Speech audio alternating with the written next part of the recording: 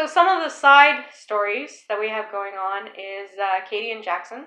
So Katie showed up with Sterling's story as a little side note. I had already written her story before, and then I expanded it. And Kiss and Katie you can get for the free.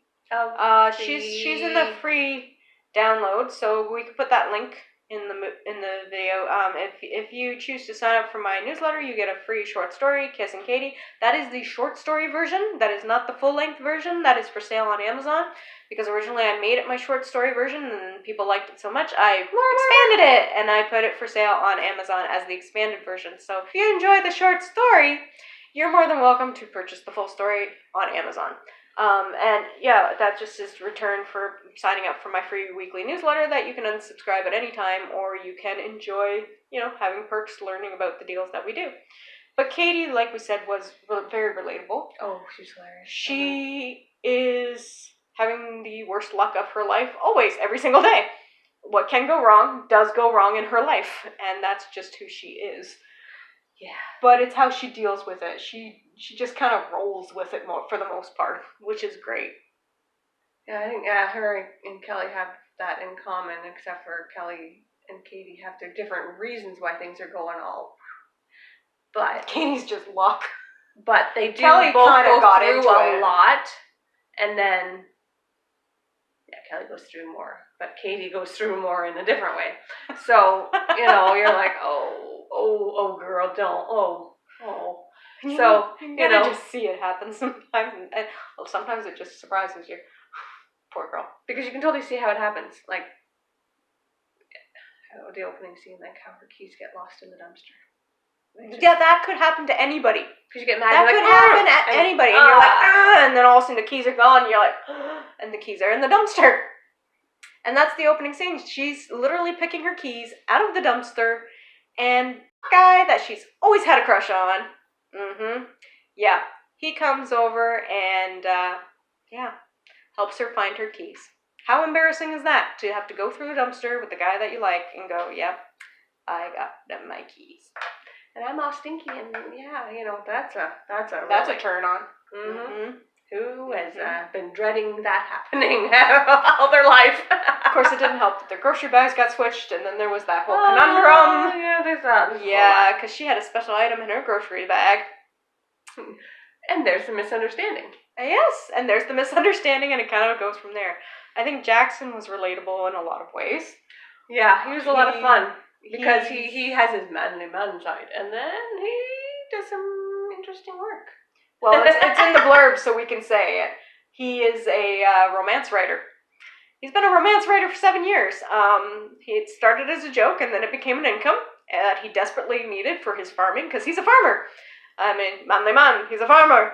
And he really is manly man, because he's like on the 4-H club, he's in the Cattlemen's Association, he's the dude. And he doesn't want his friends to know that he writes fluff romance, because he knows that he would get made fun of very terribly by the community. Yeah. Because, I mean, manly man writing little prissy scenes is just not done in that community, and, you don't embrace your feminine side in that community, I don't think, very much.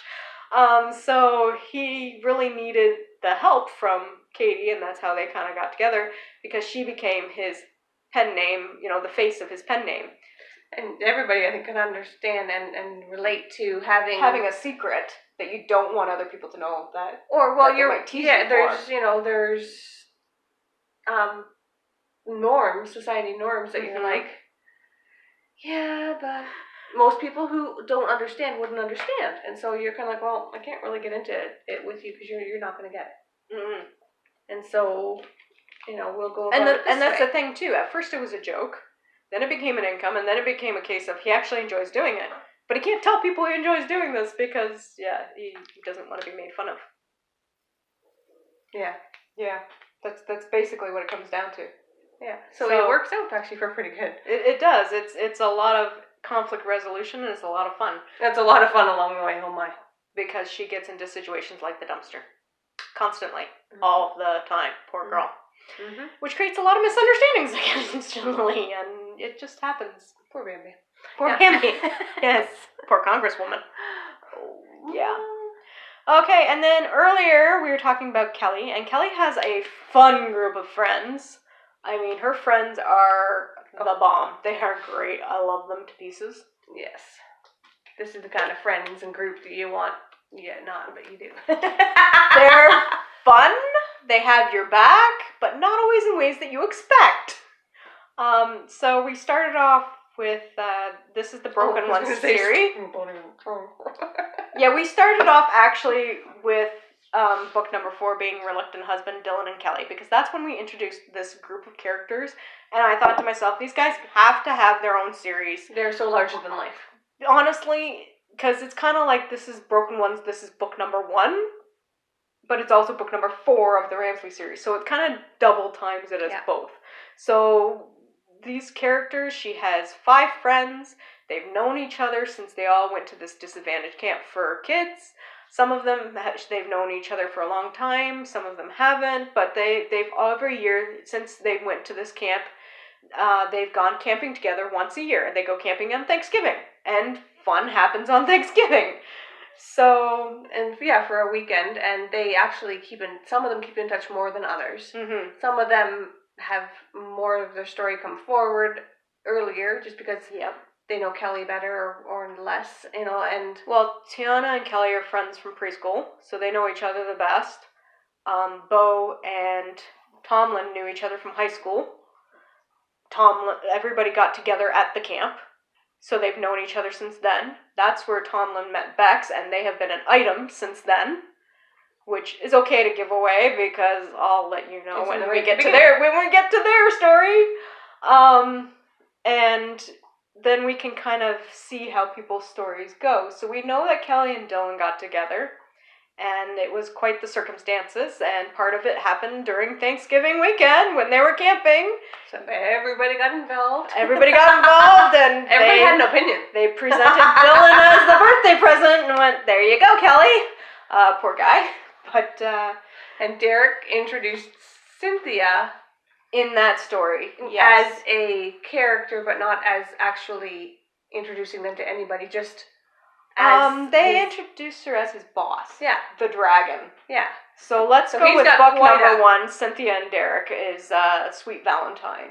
And I honestly didn't know if it was going to work at the beginning, because I'm like, this is going to be really funny, but are they going to be actually mesh as a couple? Because she's older, she's his boss, she likes things her way all the time. And he's been calling her the dragon for years. Yes. And trying to find another job. Yes, for years. Always, his mantra was, I need a new job. Because she's a workaholic, and so to throw a kind of wrench in her plans and her life, I gave her custody of 5 kids. I'm like, your sister and your brother-in-law died, and you're now the guardian, so congratulations, from 1-year-old to 14 years old, good luck! And she's not a mom.